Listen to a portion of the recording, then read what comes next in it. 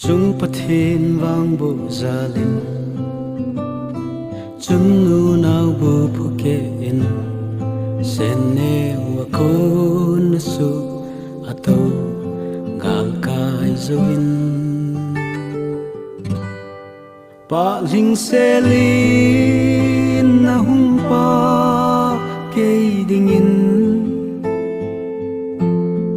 Nang vang lom lo vang pe ka chan kalung alai nge loi le go lin ni na ki pol in he phapoi kan gel phapoi chung lam thil gon ki dang sen ang koi ding zo in ei pe ka din cham kim lemon na ei pe tai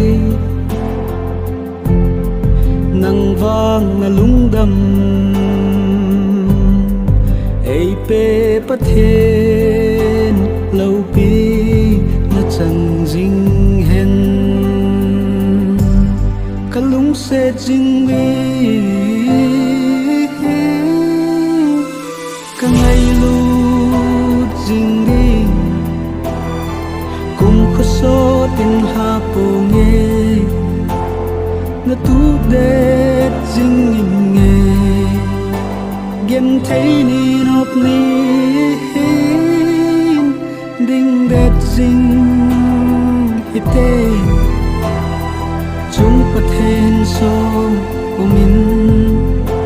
tao nan tông pan dinh hi tê khut xem mong bay bằng nhìn khi ngày lướt nan trong đại tí nay đã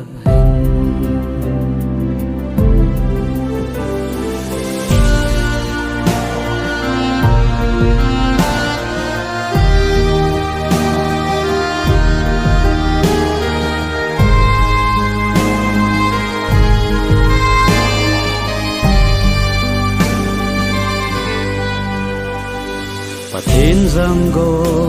bi hil hon tan dam sung in long kito in alum akha